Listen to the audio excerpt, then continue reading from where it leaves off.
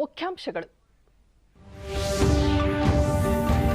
ಲೋಕಸಭೆಯಲ್ಲಿ ಅವಿಶ್ವಾಸ ಕುರಿತ ಚರ್ಚೆ ಆರಂಭ.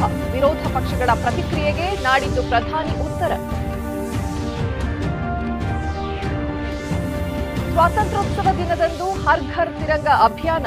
ದೇಶಾದ್ಯಂತ ಭ್ರಷ್ಟಾಚಾರದ ವಿರುದ್ಧ ಹೋರಾಟಕ್ಕೆ ಪ್ರಧಾನಿ ಕರೆ. ಸಚಿವ ಅರ್ಜುನ್ ರಾಮ್ ಮೇಘ್ವಾಲ್. ಪಂಚಖಾತರಿ ಯೋಜನೆಗೆ ಅನುದಾನದ ಕೊರತೆ ಇಲ್ಲ. ಕಾರ್ಯಕ್ರಮಗಳ ಜಾರಿಗೆ ಅಗತ್ಯ ಕ್ರಮ. ಮುಖ್ಯಮಂತ್ರಿ ಸಿದ್ದರಾಮಯ್ಯ. ಹಾಗೂ ಗಯಾನಾದಲ್ಲಿಂದು 3ನೇ ಟಿ20 ಕ್ರಿಕೆಟ್. ಭಾರತ ವೆಸ್ಟ್ ಇಂಡೀಸ್ ನಡುವೆ ನಿರ್ಣಾಯಕ ಪಂದ್ಯ. ವಾರ್ತೆಗಳ ವಿವರ. ಲೋಕಸಭೆಯಲ್ಲಿ ಅವಿಶ್ವಾಸ ನಿರ್ಣಯ ಮೇಲಿನ ಚರ್ಚೆ ನಡೆಯುತ್ತಿದ್ದು, ಕಾಂಗ್ರೆಸ್ನ ಗೌರವ್ ಗೊಗೊಯ್ ಮಣಿಪುರಕ್ಕೆ ನ್ಯಾಯಕ್ಕಾಗಿ ಅವಿಶ್ವಾಸ ನಿರ್ಣಯ ಮಂಡಿಸಲಾಗಿದೆ. ಮಣಿಪುರದಲ್ಲಿ ಅಶಾಂತಿ ತಲೆದೋರಿದ್ದರೂ ಪ್ರಧಾನಿಯವರು ಸದನದಲ್ಲಿ ಹೇಳಿಕೆ ನೀಡಿಲ್ಲ ಮತ್ತು ಅಲ್ಲಿಗೆ ಭೇಟಿ ನೀಡಿಲ್ಲ. ರಾಜ್ಯದಲ್ಲಿ ಬಿಜೆಪಿ ಸರ್ಕಾರ ವಿಫಲವಾಗಿದೆ. ಹಿಂಸಾಚಾರಗಳಲ್ಲಿ 150 ಮಂದಿ ಮೃತಪಟ್ಟು 5,000 ಮನೆಗಳು ಬೆಂಕಿಗೆ ಆಹುತಿಯಾಗಿವೆ. ಇನ್ನು 60,000 ಜನರು ಪರಿಹಾರ ಶಿಬಿರಗಳಲ್ಲಿದ್ದು 6,500 ಎಫ್ಐಆರ್ಗಳು ದಾಖಲಾಗಿವೆ. ಕಾನೂನು ಮತ್ತು ಸುವ್ಯವಸ್ಥೆ ಕಾಪಾಡಲು ಮುಖ್ಯಮಂತ್ರಿ ವಿಫಲರಾಗಿದ್ದಾರೆ ಎಂದರು. मणिपुर आज इंसाफ मांगता है. मणिपुर का युवा इंसाफ मांगता है. मणिपुर की बेटी इंसाफ मांगती है. मणिपुर के किसान इंसाफ मांगते हैं. मणिपुर के छात्र इंसाफ मांगते हैं. और मार्टिन लूथर किंग ने कहा है, कि अगर कहीं भी कोर्ट ने कहा कि ये ಬಿಜೆಪಿಯ ಡಾಕ್ಟರ್ ನಿಶಿಕಾಂತ್ ದುಬೆ ಪ್ರತಿಪಕ್ಷಗಳು ಅವಿಶ್ವಾಸ ನಿರ್ಣಯವನ್ನು ಮಂಡಿಸಿರುವುದರಲ್ಲಿ ಅರ್ಥವಿಲ್ಲ. ಮಾನಹಾನಿ ಪ್ರಕರಣದಲ್ಲಿ ರಾಹುಲ್ ಗಾಂಧಿ ಅವರಿಗೆ ಶಿಕ್ಷೆ ಕುರಿತಂತೆ ಸುಪ್ರೀಂ ಕೋರ್ಟ್ ತಡೆ ನೀಡಿದೆ ಅಷ್ಟೇ, ತೀರ್ಪು ನೀಡಿಲ್ಲ. ಹಿಂದಿನ ಕಾಂಗ್ರೆಸ್ ಅವಧಿಯಲ್ಲಿ ವಿರೋಧ ಪಕ್ಷಗಳ ಅನೇಕ ಮುಖಂಡರ ಮೇಲೆ ಪ್ರಕರಣ ದಾಖಲಾಗಿ ಕಾನೂನು ಕ್ರಮ ತೆಗೆದುಕೊಳ್ಳಲಾಗಿದೆ ಎಂದರು. जब आपने all India Assam students union के साथ समझौता किया, उस समझौते का एक पार्ट था कि ये सरकार जो है हटाई जाएगी, आपकी सरकार खत्म की जाएगी. क्या वो समझौते का पार्ट नहीं था? मैं तो माननीय गृह मंत्री जी को कहूंगा कि वो समझौते का जो पूरा प्रारूप है इस सदन के अंदर जब अपना जवाब दें तो शायद वो जवाब देंगे. मिजोरम में आपने 7% वोट के आधार पर, केवल 7% वोट के आधार पर, केवल 7% पूरे देश को जानने के लिए है, लालथन हावला की सरकार बना दी थी. और इसीलिए जब लाल डेंगा के साथ सरकार बनाई आपने, जब उनके साथ समझौता किया तो 7% के साथ आप उसको डेमोक्रेसी चलाने देते. ಡಿಎಂಕೆಯ ಟಿಆರ್ ಬಾಲು ಮಾತನಾಡಿ, ಮಣಿಪುರದಲ್ಲಿ ಅಲ್ಪಸಂಖ್ಯಾತರನ್ನು ಹತ್ಯೆ ಮಾಡಲಾಗುತ್ತಿದೆ. ರಾಜ್ಯದಿಂದ 65,000 ಜನರು ತೊರೆದಿದ್ದಾರೆ. ಅಲ್ಲಿನ ಮುಖ್ಯಮಂತ್ರಿ ಅಸಹಾಯಕರಾಗಿದ್ದಾರೆ. ಪ್ರತಿಪಕ್ಷಗಳ ನಾಯಕರು ಭೇಟಿ ನೀಡಿ ಪರಿಶೀಲಿಸಿದ್ದಾರೆ ಎಂದರು. Manipur and they have just understood what has happened, and that is why they are speaking loudly, sir. Late leader Lajpai stood for the Raj Dharma, and we are standing behind a person who is doing the Raj Dharma nowadays, sir. But today we cannot stand behind them, because when women are gang raped, striped and nakedly paraded, 140 people were killed, 300 people were severely damaged, 65,000 people have already ran for shelter to the adjoining forest. And CM Manipur tell openly that 100 such incidents of naked parading had happened. Shame on the part of the Desperate to get into the ministry somehow or other. Trinamool ಕಾಂಗ್ರೆಸ್ನ ಸೌಗತಾ ರಾಯ್ ಮಾತನಾಡಿ, ಮಣಿಪುರದಲ್ಲಿ ಜನರ ಹತ್ಯೆಯಾಗುತ್ತಿದ್ದು ಹಿಂಸಾಚಾರ ನಡೆಯುತ್ತಿದೆ. ಸರ್ಕಾರ ನಿಯೋಗವನ್ನು ಕಳುಹಿಸಬೇಕು ಎಂದು ಒತ್ತಾಯಿಸಿದರು. That he belongs to an organization which did not participate in the August 42 movement. He belongs to an organization which was banned after Gandhiji's murder. I do not want to have any track with such organization and people representing it. Sir, before going further, I want to mention there are some ministers, sprinkling of ministers here. ಎನ್ಸಿಪಿಯ Supriya ಸುಳೆ ಮಾತನಾಡಿ, ಮಣಿಪುರದಲ್ಲಿ ಗಲಭೆ, ಹತ್ಯೆ, ಅತ್ಯಾಚಾರಗಳ 10,000 ಪ್ರಕರಣಗಳು ದಾಖಲಾಗಿದ್ದು, ಮುಖ್ಯಮಂತ್ರಿ ತಕ್ಷಣವೇ ರಾಜೀನಾಮೆ ನೀಡಬೇಕು ಎಂದು ಒತ್ತಾಯಿಸಿದರು. All members of parliament. We are not officers, we are public servants. प्रधान सेवक जैसे प्रधानमंत्री बोलते हैं, हम भी सेवक ही यहाँ बैठे, उसी के लिए तो खड़े हैं यहाँ. So it's the attitude of this government is hubris, there is no other word. And why are we feeling? जैसे नवरत्न इनको बड़ा शौक है. ಇಂದು ಮತ್ತು ನಾಳೆ ಅವಿಶ್ವಾಸ ನಿರ್ಣಯದ ಮೇಲಿನ ಚರ್ಚೆ 16 ತಾಸು ನಡೆಯಲಿದ್ದು, ನಾಡಿದ್ದು ಗುರುವಾರ ಪ್ರಧಾನಿ ನರೇಂದ್ರ ಮೋದಿ ಉತ್ತರಿಸಲಿದ್ದಾರೆ. ಅಂತರ ಸೇನಾ ಪಡೆಗಳ ಸಂಸ್ಥೆಗಳ ಆಜ್ಞೆ ನಿಯಂತ್ರಣ ಮತ್ತು ಶಿಸ್ತು ಮಸೂದೆ 2023ಕ್ಕೆ ಸಂಸತ್ ಅಂಗೀಕಾರ ನೀಡಿದೆ. ಈಗಾಗಲೇ ಲೋಕಸಭೆಯಲ್ಲಿ ಮಂಡನೆಯಾದ ಮಸೂದೆಯನ್ನು ರಾಜ್ಯಸಭೆಯಲ್ಲಿಂದು ರಕ್ಷಣಾ ಸಚಿವ ರಾಜನಾಥ್ ಸಿಂಗ್ ಮಸೂದೆ ಮಂಡಿಸಿ, ಭೂಸೇನೆ, ವಾಯುಪಡೆ ಮತ್ತು ನೌಕಾಪಡೆಗಳಲ್ಲಿ commander in chief, officer in command ಅವರಿಗೆ ಹೆಚ್ಚಿನ ಅಧಿಕಾರ ನೀಡುವ ಉದ್ದೇಶವನ್ನು ಮಸೂದೆ ಹೊಂದಿದೆ ಎಂದರು. ಚರ್ಚೆ ನಂತರ ಮಸೂದೆಯನ್ನು ಧ್ವನಿಮತದಿಂದ ಅಂಗೀಕರಿಸಲಾಯಿತು. ಇಂದು ಬೆಳಗ್ಗೆ ಸದನ ಸಮಾವೇಶಗೊಂಡಾಗ ಟಿಎಂಸಿ ಸದಸ್ಯ ಡೆರೆಕ್ ಒಬ್ರಿಯನ್ ಮಣಿಪುರ ವಿಷಯವಾಗಿ ಕ್ರಿಯಾಲೋಪ ಎತ್ತಿದರು. 57 का इसी के तहत बनाए गए जो रूल्स और रेगुलेशंस हैं उन्हीं के अनुसार सारी चीजें गवर्न होती हैं. इस एक्ट के तहत कमांडर इन चीफ या ऑफिसर इन कमांड अपनी डिसिप्लिनरी या एडमिनिस्ट्रेटिव पावर्स का प्रयोग अपनी ही सर्विस के पर्सनल पर वह कर सकते हैं. अब तक का यह प्रोविजन है. उन्हें दूसरी सर्विसेज से संबंधित पर्सनल जो उनके संगठन में कार्य कर रहे हैं पर डिसिप्लिनरी या एडमिनिस्ट्रेटिव पावर्स का प्रयोग करने का अभी तक अधिकार सभापति महोदय प्राप्त नहीं है. Motion is adopted. We shall now take up clause by clause consideration of the bill. Clauses 2 to 15 stand part of the bill. Those in favor will please say aye. Those against will please say no. I think the ayes have it, the ayes have it, the ayes have it. Clauses 2 to 15 are adopted. We are ready for a discussion on Manipur. ಇಂದು ಬೆಳಗ್ಗೆ ಸದನ ಸಮಾವೇಶಗೊಂಡಾಗ TMC ಸದಸ್ಯ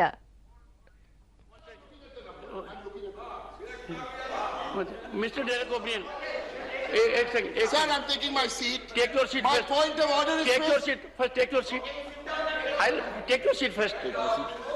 Let me inform the House that I will take reluctantly, and I'm constrained, a very strong view. If a member seeks to raise a point of order, honorable members, I name Mr. Derek O'Brien. He must leave the House. I name him. Leave the House. Yes. I wish to move a motion for the suspension. ಇಂದು ಬೆಳಗ್ಗೆ ಸದನ ಸಮಾವೇಶಗೊಂಡಾಗ TMC ಸದಸ್ಯ Derek O'Brien Manipur ವಿಷಯವಾಗಿ ಕ್ರಿಯಾಲೋಪ ಎತ್ತಿದರು. ಸಭಾನಾಯಕ ಪಿಯೂಷ್ ಗೋಯಲ್ ಮಣಿಪುರ ವಿಷಯವಾಗಿ ಸರ್ಕಾರ ಚರ್ಚೆಗೆ ಸಿದ್ಧವಿದ್ದರೂ ಕ್ರಿಯಾಲೋಪ ಎತ್ತುವುದು ಸರಿಯಲ್ಲ ಎಂದರು. ಬಳಿಕ ಡೆರೆಕ್ ಒಬ್ರಿಯನ್ ಕಲಾಪಕ್ಕೆ ಅಡ್ಡಿಪಡಿಸಲು ಪ್ರಯತ್ನಿಸಿದರು. ಪಿಯೂಷ್ ಗೋಯಲ್ ಒಬ್ರಿಯನ್ ಅಮಾನತಿಗೆ ನಿಲುವಳಿ ಮಂಡಿಸಿದರು. ಇದಕ್ಕೆ ಸಮ್ಮತಿಸಿದ ಸಭಾಪತಿ ಜಗದೀಪ್ ಧನ್ಕರ್ ಅಶಿಸ್ತಿನ ನಡವಳಿಕೆಗಾಗಿ ಡೆರೆಕ್ ಒಬ್ರಿಯನ್ ಅವರನ್ನು ಅಧಿವೇಶನದ ಉಳಿದ ಅವಧಿಗೆ ಅಮಾನತುಗೊಳಿಸಿದರು. ಬಳಿಕ ಕಲಾಪವನ್ನು ಮಧ್ಯಾಹ್ನ 12 ಗಂಟೆಗೆ ಮುಂದೂಡಿದರು.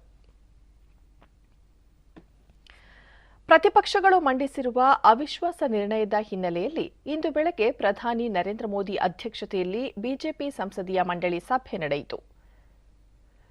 ಸಭೆಯಲ್ಲಿ ಪಕ್ಷದ ರಾಷ್ಟ್ರೀಯ ಅಧ್ಯಕ್ಷ ಜೆಪಿ ನಡ್ಡಾ, ಸಚಿವರಾದ ಪ್ರಹ್ಲಾದ್ ಜೋಶಿ, ಅರ್ಜುನ್ ರಾಮ್ ಮೇಘ್ವಾಲ್, ನಿತಿನ್ ಗಡ್ಕರಿ, ವಿ ಮುರಳೀಧರನ್, ಜಿತೇಂದ್ರ ಸಿಂಗ್ ಸೇರಿದಂತೆ ಹಲವು ಸಚಿವರು ಹಾಗೂ ಸಂಸದರು ಪಾಲ್ಗೊಂಡಿದ್ದರು. ಸಭೆಯ ಬಳಿಕ ಮಾಹಿತಿ ನೀಡಿದ ಕೇಂದ್ರ ಸಚಿವ ಅರ್ಜುನ್ ರಾಮ್ ಮೇಘ್ವಾಲ್, ಭ್ರಷ್ಟಾಚಾರ, ಸೃಜನ ಪಕ್ಷಪಾತ ಹಾಗೂ ವೋಟ್ ಬ್ಯಾಂಕ್ ರಾಜಕೀಯ ವಿರುದ್ಧ ರಾಷ್ಟ್ರವ್ಯಾಪಿ ಆಂದೋಲನವನ್ನು ನಾಳೆಯಿಂದ ನಡೆಸುವಂತೆ ಪ್ರಧಾನಿ ಬಿಜೆಪಿ ಸಂಸದರಿಗೆ ಸಭೆಯಲ್ಲಿ ಕರೆ ನೀಡಿದ್ದಾರೆ. ಸ್ವಾತಂತ್ರ್ಯ ದಿನೋತ್ಸವದಂದು ದೇಶಾದ್ಯಂತ ಹರ್ ಘರ್ ತಿರಂಗ ಅಭಿಯಾನ ನಡೆಸಲು ಪ್ರಧಾನಿ ಕರೆ ನೀಡಿದ್ದಾರೆ ಎಂದರು.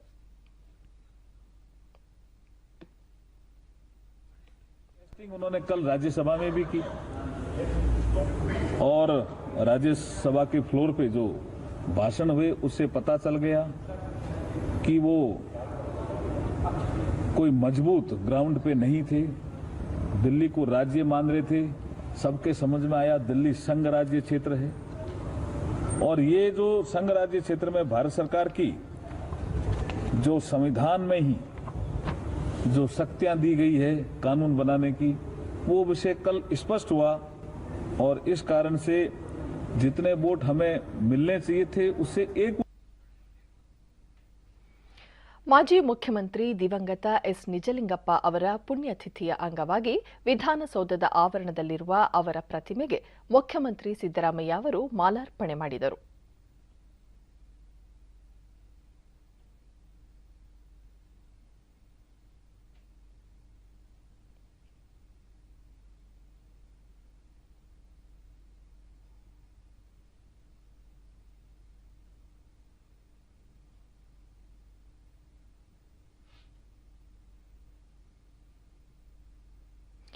ಬಳಿಕ ಮುಖ್ಯಮಂತ್ರಿ ಸಿದ್ದರಾಮಯ್ಯ ಎಸ್ ನಿಜಲಿಂಗಪ್ಪ ಅವರು ದೇಶ ಕಂಡ ಮುತ್ಸದ್ದಿ ರಾಜಕಾರಣಿ, ರಾಜ್ಯದ ಮುಖ್ಯಮಂತ್ರಿಯಾಗಿ ಕಾಂಗ್ರೆಸ್ ಪಕ್ಷದ ಅಧ್ಯಕ್ಷರಾಗಿ ಅಪಾರ ಸೇವೆ ಸಲ್ಲಿಸಿದ್ದಾರೆ. ನೀರಾವರಿಗೆ ಹೆಚ್ಚು ಆದ್ಯತೆ ನೀಡಿ ಏಕೀಕರಣದ ನಂತರ ಕರ್ನಾಟಕದ ಸರ್ವತೋಮುಖ ಅಭಿವೃದ್ಧಿ ಮಾಡುವ ಇಚ್ಛಾಶಕ್ತಿಯಿಂದ ಅನೇಕ ಯೋಜನೆಗಳನ್ನು ರೂಪಿಸಿದರು. ಅತ್ಯಂತ ಪ್ರಾಮಾಣಿಕ ರಾಜಕಾರಣಿಯಾಗಿದ್ದ ಅವರು ತಮ್ಮ ಜೀವನದುದ್ದಕ್ಕೂ ಅದನ್ನು ಕಾಪಾಡಿಕೊಂಡು ಬಂದವರು ಎಂದು ಗುಣಗಾನ ಮಾಡಿದರು. ಧೀಮಂತ ನಾಯಕರಾಗಿದ್ದ ಅವರ ಪುಣ್ಯತಿಥಿ ಆಚರಿಸಿ ಗೌರವ ಸಲ್ಲಿಸುವ ಕೆಲಸವನ್ನು ಸರ್ಕಾರ ಮಾಡುತ್ತಿದೆ.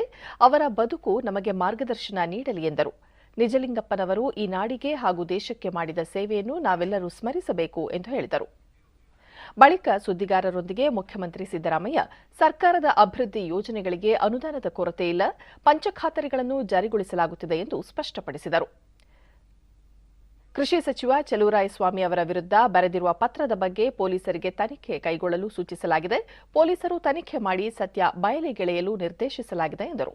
ಈ ನಡುವೆ ಈ ಪ್ರಕರಣವನ್ನು ಗೃಹ ಸಚಿವ ಡಾ ಜಿ ಪರಮೇಶ್ವರ್ ಅವರೊಂದಿಗೆ ಚರ್ಚಿಸಿ ಸಿಐಡಿ ತನಿಖೆ ನಡೆಸಲು ಮುಖ್ಯಮಂತ್ರಿಗಳು ಸೂಚಿಸಿದ್ದಾರೆ. ಉಡುಪಿ ವಿದ್ಯಾರ್ಥಿ ನಿಲಯದ ವಿಡಿಯೋ ಪ್ರಕರಣವನ್ನು ಸಿಐಡಿಗೆ ವಹಿಸಲಾಗಿದೆ. ಡಿವೈಎಸ್ಪಿ ಮಟ್ಟದ ಅಧಿಕಾರಿಗೆ ತನಿಖೆ ಮಾಡಲು ಸೂಚಿಸಲಾಗಿದೆ ಎಂದು ಹೇಳಿದರು. 5 ಗ್ಯಾರಂಟಿಗಳನ್ನು ಜಾರಿ ಮಾಡಿದ್ದೀವಿ. ಅನುದಾನ ಎಲ್ಲ ಇಲಾಖೆಗಳಿಗೂ ಕೂಡ ಕೊಟ್ಟಿದ್ದೀವಿ. 5 ಗ್ಯಾರಂಟಿಗಳಿಗೂ ಕೂಡ ನಾವು ಅನುದಾನವನ್ನು ಪ್ರೊವೈಡ್ ಮಾಡಿದ್ದೀವಿ. ಯಾವುದೇ ತೊಂದರೆ ಇಲ್ಲ. ಅಭಿವೃದ್ಧಿ ಕೆಲಸಗಳು ಕೂಡ ನಡೀತಾ ಇದ್ದಾವೆ.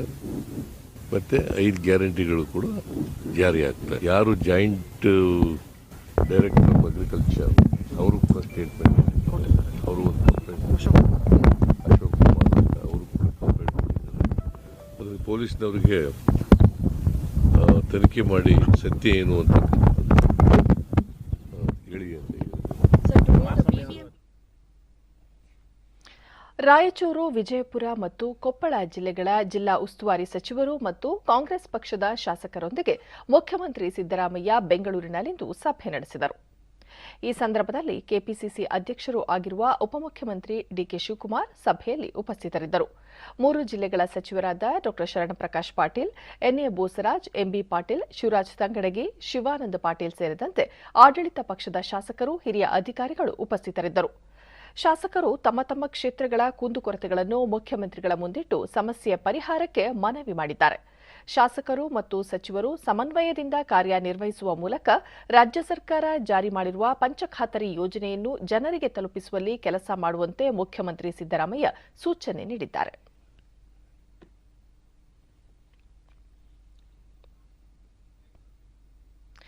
ಕಾಮಗಾರಿಗಳನ್ನು ಪೂರ್ಣಗೊಳಿಸಿದ ಗುತ್ತಿಗೆದಾರರಿಗಷ್ಟೇ ಸರ್ಕಾರ ಬಾಕಿ ಪಾವತಿ ಮಾಡಲಿದೆ ಎಂದು ಉಪಮುಖ್ಯಮಂತ್ರಿ ಡಿಕೆ ಶಿವಕುಮಾರ್ ಹೇಳಿದ್ದಾರೆ. ಸರ್ಕಾರ ಇರುವುದು ನೀತಿ ರೂಪಿಸುವುದಕ್ಕಾಗಿ, ಗುತ್ತಿಗೆದಾರರಿಗೆ ಬಾಕಿ ಬರಬೇಕಾದ ಹಣದ ವಿಚಾರದಲ್ಲಿ ಹಸ್ತಕ್ಷೇಪ ಮಾಡುವುದಿಲ್ಲ. ಆದರೆ ಅಪೂರ್ಣಗೊಂಡಿರುವ ಕಾಮಗಾರಿಗಳಿಗೆ ಯಾವುದೇ ಕಾರಣಕ್ಕೂ ಹಣ ಬಿಡುಗಡೆ ಮಾಡುವುದಿಲ್ಲ ಎಂದು ಸ್ಪಷ್ಟಪಡಿಸಿದ್ದಾರೆ. ಕೆಲಸ ಮಾಡಿಲ್ಲದಿದ್ದರೆ ಹಣವೂ ಇಲ್ಲ. ಕಾಮಗಾರಿಗಳನ್ನು ಪೂರ್ಣಗೊಳಿಸಿದವರಿಗೆ ಹಣ ಪಾವತಿ ಮಾಡುವುದು ಸರ್ಕಾರದ ಕರ್ತವ್ಯ ಎಂದು ತಿಳಿಸಿದ್ದಾರೆ.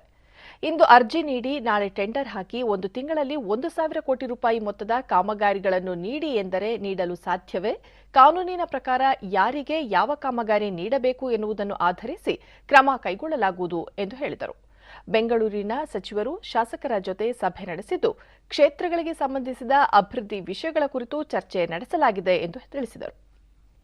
ಟ್ರಾಫಿಕ್ ಬಗ್ಗೆ ಬ್ರ್ಯಾಂಡ್ ಬ್ಯಾಂಗ್ಳೂರು ವಿಚಾರದಲ್ಲಿ ಯಾವ ರೀತಿ ನಾವು ಈಸ್ ಔಟ್ ಮಾಡಬಹುದು ಅಂತೇಳಿ ಅನೇಕ ಚರ್ಚೆಗಳನ್ನ ಸಲಹೆಗಳನ್ನ ತೆಗೆದುಕೊಂಡಿದ್ದೇನೆ.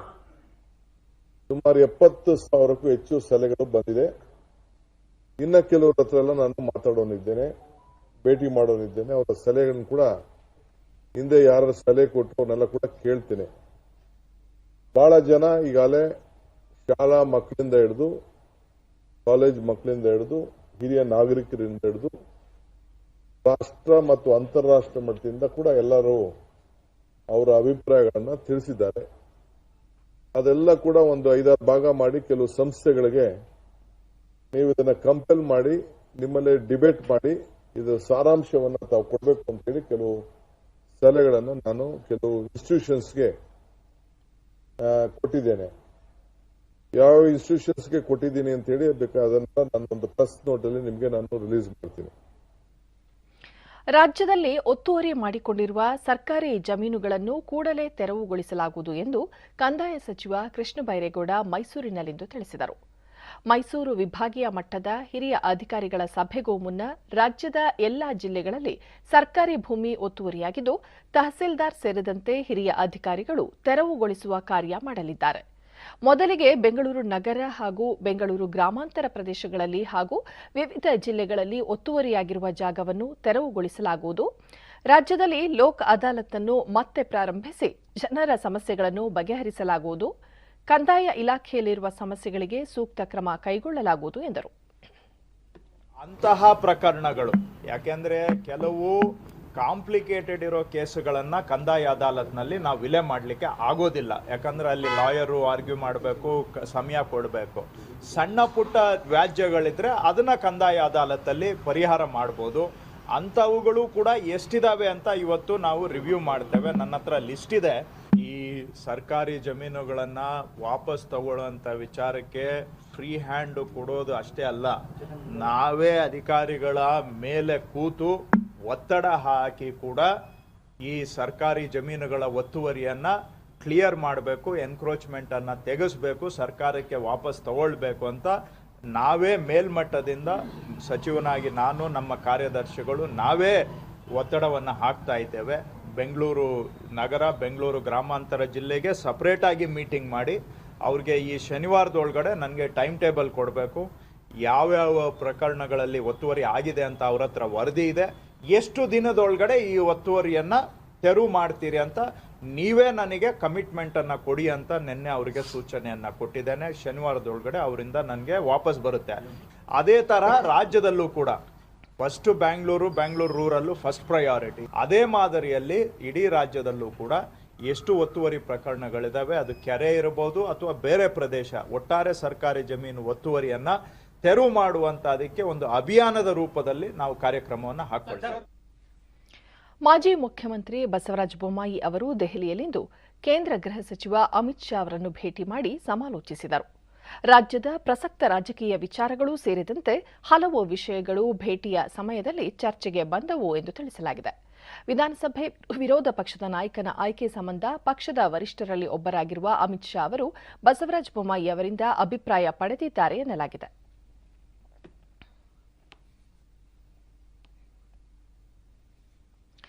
ಭಾರತೀಯ ಸೇನೆಯ hotel management and catering technology ವಿಭಾಗದ ವತಿಯಿಂದ ಬೆಂಗಳೂರಿನಲ್ಲಿಂದು ಕ್ಯಾಟ್ಫೆಟ್ 2023 ಸ್ಪರ್ಧೆ ಆಯೋಜಿಸಲಾಗಿತ್ತು.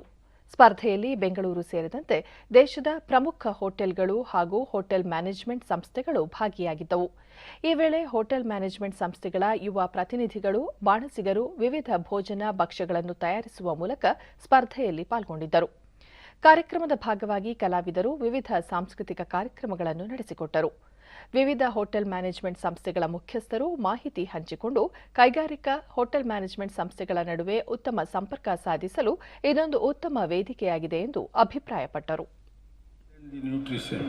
That is how that we started this thing, and you all know that how important that in this century, 21st century, which is regarded as a knowledge century, the hospitality and tourism management, as that Bhatia that mentioned, really it is the culture and the civilizations which speaks that the destiny of any country. ಭಾರತೀಯ ಆಹಾರ ನಿಗಮದಿಂದ ಖಾಸಗಿ ಖರೀದಿದಾರರಿಗೆ ಮುಕ್ತ ಮಾರಾಟ ಮೂಲಕ ಅಕ್ಕಿ ಮತ್ತು ಗೋಧಿಯನ್ನು ಮಾರಾಟ ಮಾಡಲು ಅವಕಾಶ ಕಲ್ಪಿಸಲಾಗಿತ್ತು ಎಂದು ಭಾರತೀಯ ಆಹಾರ ನಿಗಮದ ಪ್ರಧಾನ ವ್ಯವಸ್ಥಾಪಕ ಭೂಪೇಂದ್ರ ಸಿಂಗ್ ಬಾಟಿ ತಿಳಿಸಿದರು. ಬೆಂಗಳೂರಿನಲ್ಲಿ ಸುದ್ದಿಗಾರರೊಂದಿಗೆ ಅವರು ಮುಕ್ತ ಮಾರುಕಟ್ಟೆಯ ಮೂಲಕ ಕಳೆದ ಜೂನ್ 28ರಿಂದ ಆಗಸ್ಟ್ 2ರವರೆಗೆ 60,650 ಮೆಟ್ರಿಕ್ ಟನ್ ಗೋಧಿ ಮಾರಾಟ ಮಾಡುವ ಉದ್ದೇಶವಿತ್ತು. ಈ ಅವಧಿಯಲ್ಲಿ 26,430 ಮೆಟ್ರಿಕ್ ಟನ್ ಗೋಧಿಯನ್ನು ಮಾರಾಟ ಮಾಡಲಾಗಿದೆ ಎಂದು ಮಾಹಿತಿ ನೀಡಿದರು.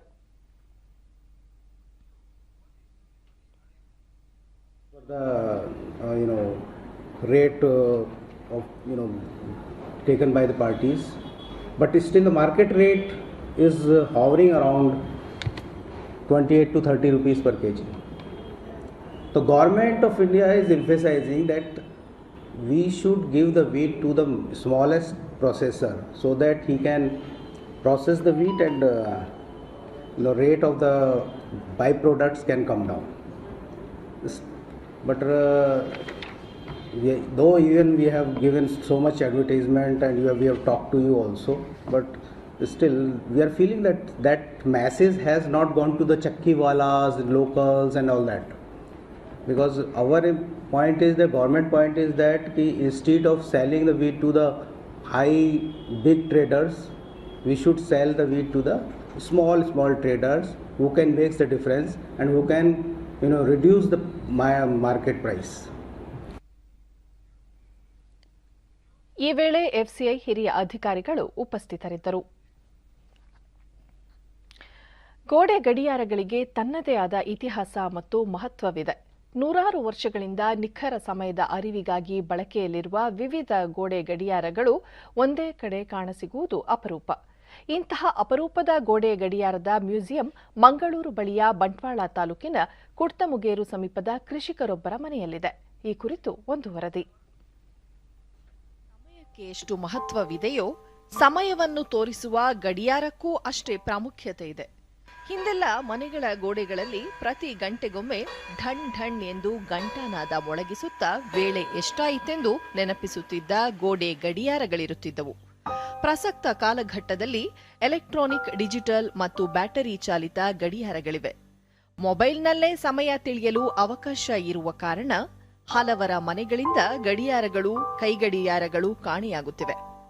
ಆದರೆ ದಕ್ಷಿಣ ಕನ್ನಡ ಜಿಲ್ಲೆಯ ಬಂಟ್ವಾಳ ತಾಲೂಕಿನ ಕುಡ್ತಮುಗೇರು ಸಮೀಪದ ತೆಂಗು ಅಡಿಕೆ ಬೆಳೆಗಾರರಾದ ಶಶಿ ಭಟ್ ಪಡಾರ್ 1.5 ಶತಮಾನಕ್ಕೂ ಹಳೆಯ 170ಕ್ಕೂ ಹೆಚ್ಚು ಪುರಾತನ ಗೋಡೆ ಗಡಿಯಾರಗಳನ್ನು ಸಂಗ್ರಹಿಸಿ ತಮ್ಮ ಮನೆಯನ್ನೇ ಒಂದು ಗಡಿಯಾರದ ಮ್ಯೂಸಿಯಂ ಮಾಡಿಬಿಟ್ಟಿದ್ದಾರೆ. ನನ್ನ ಈ ಕೃಷಿ ಬದುಕಿನ ಜಂಜಾಟದ ನಡುವೆ ನನ್ನ ಆಂಟಿಕ್ಸ್ ಕಲೆಕ್ಷನ್ಸ್, ಗಡಿಯಾರ ಸಂಗ್ರಹ ಇರ್ಬೋದು, ಪುರಾತನ ವಸ್ತುಗಳನ್ನು ಸಂಗ್ರಹಿಸಿ ಅದನ್ನು ಸಂರಕ್ಷಿಸುವುದಿರ್ಬೋದು, ಇದು ಸುಮಾರು 2007ನೇ ಇಸವಿಯಲ್ಲಿ ನಾನು ಇದನ್ನು ಪ್ರಾರಂಭ ಮಾಡಿದೆ. ಇದನ್ನು 2007ನೇ ಇಸವಿಯಲ್ಲಿ ಮಾಸ್ಟರ್ ಕಂಪನಿ ಗಡಿಯನ್ನು 500 ರೂಪಾಯಿಗೆ ಕೊಟ್ಟು ನಾನು ತಗೊಂಡು ಬಂದೆ.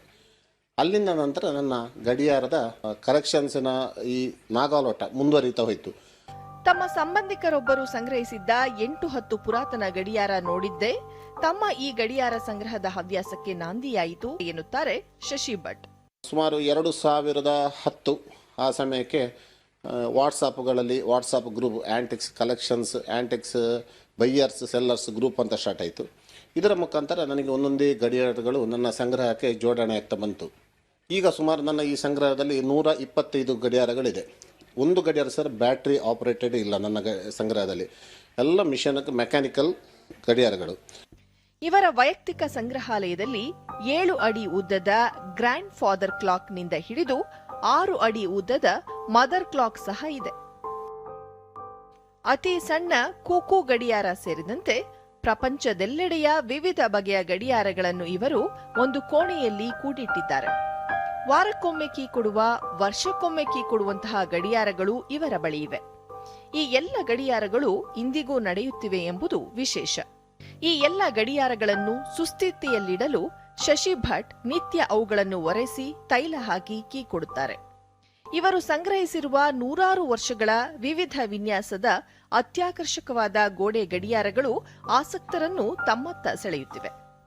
ಪ್ರಾಚೀನ ಗಡಿಯಾರಗಳ ಬಗ್ಗೆ ಮತ್ತು ಪುರಾತನ ವಸ್ತುಗಳ ಬಗ್ಗೆ ಅಧ್ಯಯನ ಮಾಡುವ ಆಸಕ್ತರಿಗೆ ಶಶಿ ಭಟ್ಟರ ಮನೆ ಆಕರವಾಗಿದೆ.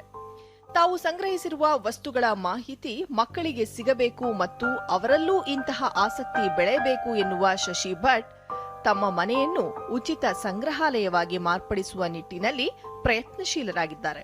ಗಡಿಯಾರಗಳನ್ನು ಎಷ್ಟು ಪ್ರೀತಿಸಿದ್ದಾರೋ ಮತ್ತು ಎಷ್ಟು ಆಸಕ್ತಿಯನ್ನು ತಂದಿದ್ದಾರೋ ಅಷ್ಟೇ ಆಸಕ್ತಿಯಿಂದ ಅವರು ಬಂದವರಿಗೆ ಅದನ್ನು ಮಾಹಿತಿ ಕೊಡ್ತಾರೆ. ಹಾಗಾಗಿ ನಮಗೆ ಹಳೆ ಗಡಿಯಾರಗಳ ಬಗೆಗೆ ನೋಡ್ಲಿಕ್ಕಷ್ಟೇ ಇಲ್ಲಿ ಅವಕಾಶ ಸಿಗೋದಲ್ಲ, ಅದರ ಬಗ್ಗೆ ತಿಳ್ಕೊಳ್ಳಿಕ್ಕೂ ಒಂದು ಅವಕಾಶ ಇದೆ ಅಂತ. ಶತಮಾನಗಳೇ ಕಳೆದರೂ ಸುಸ್ಥಿತಿಯಲ್ಲಿರುವ ಈ ಗಡಿಯಾರಗಳ ತಂತ್ರಜ್ಞಾನ, ತಾಂತ್ರಿಕತೆ ನಿಜಕ್ಕೂ ವಿಸ್ಮಯ ಮೂಡಿಸುತ್ತದೆ ಎನ್ನುತ್ತಾರೆ ರಾಜಾರಾಮ್ ಭಟ್ ಬಲಿಪಗುಳಿ.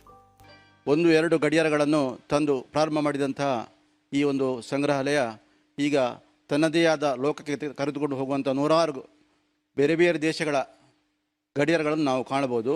ಪ್ರಪಂಚದ ಬೇರೆ ಬೇರೆ ದೇಶಗಳ ಅತ್ಯಪೂರ್ವವಾದಂತಹ ಸಂಗ್ರಹಾಲಯ ಶಶಿಧರ್ ಭಟ್ ಪಡಾರವರು ಮಾಡಿದ್ದಾರೆ.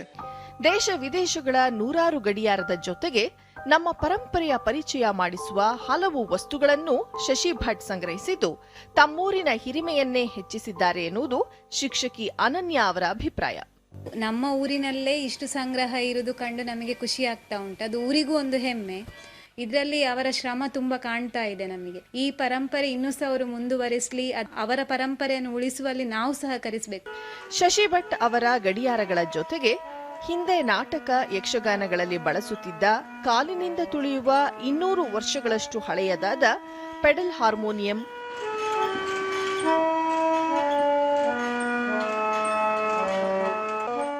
ಅಪರೂಪದ ಪೆಟ್ರೋಮ್ಯಾಕ್ಸ್, ಹಿತ್ತಾಳೆಯ ಚಿಮಣಿ ದೀಪಗಳು, ಹಿತ್ತಾಳೆಯ ಪಾತ್ರೆಗಳು, ನಾನಾ ಬಗೆಯ ಪೂಜಾ ಸಾಮಗ್ರಿ, ವಿವಿಧ ವಿನ್ಯಾಸದ ದೂರವಾಣಿಗಳು, ಗ್ರಾಮಫೋನ್ ಇತ್ಯಾದಿಗಳನ್ನು ಸಂಗ್ರಹ ಮಾಡಿದ್ದಾರೆ. ಸ್ವಂತ ಹಣದಿಂದ, ಸ್ವಂತ ಆಸಕ್ತಿಯಿಂದ ಸುಸ್ಥಿತಿಯಲ್ಲಿರುವ 100 ಪುರಾತನ ಗೋಡೆ ಗಡಿಯಾರ ಸಂಗ್ರಹಿಸಿಟ್ಟಿರುವ ಶಶಿ ಭಟ್ ಮುಂದಿನ ಪೀಳಿಗೆಗೆ ಯಂತ್ರಚಾಲಿತ ಗಡಿಯಾರಗಳ ಗಣಿಯನ್ನೇ ರೂಪಿಸಿದ್ದಾರೆ. ಅವರ ಪ್ರಯತ್ನಕ್ಕೆ ನಾವು ಶಹಬಾಷ್ ಅನ್ನೋಣ ಅಲ್ಲವೇ? ಗಯಾನಾದ ಪ್ರಾವಿಡೆನ್ಸಿಯಲ್ಲಿ ಭಾರತ ತಂಡ ಇಂದು 3ನೇ T20 ಕ್ರಿಕೆಟ್ ಪಂದ್ಯದಲ್ಲಿ ವೆಸ್ಟ್ ಇಂಡೀಸ್ ವಿರುದ್ಧ ಸೆಣಸಲಿದೆ. 5 ಪಂದ್ಯಗಳ ಸರಣಿಯಲ್ಲಿ ಸದ್ಯ 0-2ರ ಹಿನ್ನಡೆಯಲ್ಲಿರುವ ಭಾರತ ಸರಣಿಯನ್ನು ಜೀವಂತವಾಗಿರಿಸಬೇಕಾದರೆ ಇಂದು ಗೆಲ್ಲಲೇಬೇಕಾದ ಒತ್ತಡಕ್ಕೆ ಸಿಲುಕಿದೆ. ಹಿಂದಿನ 2 ಪಂದ್ಯಗಳಲ್ಲಿ ಸಂಪೂರ್ಣ ಬ್ಯಾಟಿಂಗ್ ವೈಫಲ್ಯ ಅನುಭವಿಸಿರುವ ಅಗ್ರ ಕ್ರಮಾಂಕದ ಬ್ಯಾಟರ್ಗಳು ಲಯ ಕಂಡುಕೊಳ್ಳಬೇಕಾದ ಒತ್ತಡ ಎದುರಿಸುತ್ತಿದ್ದಾರೆ.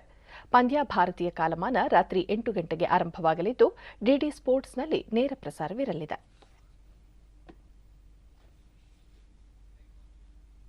ಕೊನೆಯಲ್ಲಿ ಮತ್ತೊಮ್ಮೆ ಮುಖ್ಯಾಂಶಗಳು. ಲೋಕಸಭೆಯಲ್ಲಿ ಅವಿಶ್ವಾಸ ಕುರಿತ ಚರ್ಚೆ ಆರಂಭ. ವಿರೋಧ ಪಕ್ಷಗಳ ಪ್ರತಿಕ್ರಿಯೆಗೆ ನಾಡಿದ್ದು ಪ್ರಧಾನಿ ಉತ್ತರ. ಸ್ವಾತಂತ್ರ್ಯೋತ್ಸವ ದಿನದಂದು ಹರ್ ಘರ್ ತಿರಂಗ ಅಭಿಯಾನ. ದೇಶಾದ್ಯಂತ ಭ್ರಷ್ಟಾಚಾರದ ವಿರುದ್ಧ ಹೋರಾಟಕ್ಕೆ ಪ್ರಧಾನಿ ಕರೆ. ಸಚಿವ ಅರ್ಜುನ್ ರಾಮ್ ಮೇಘ್ವಾಲ್. ಪಂಚಖಾತರಿ ಯೋಜನೆಗೆ ಅನುದಾನದ ಕೊರತೆ ಇಲ್ಲ. ಕಾರ್ಯಕ್ರಮಗಳ ಜಾರಿಗೆ ಅಗತ್ಯ ಕ್ರಮ. ಮುಖ್ಯಮಂತ್ರಿ ಸಿದ್ದರಾಮಯ್ಯ. ಹಾಗೂ ಗಯಾನಾದಲ್ಲಿಂದು 3ನೇ T20 cricket. Bharat West Indies ನಡುವೆ ನಿರ್ಣಾಯಕ ಪಂದ್ಯ.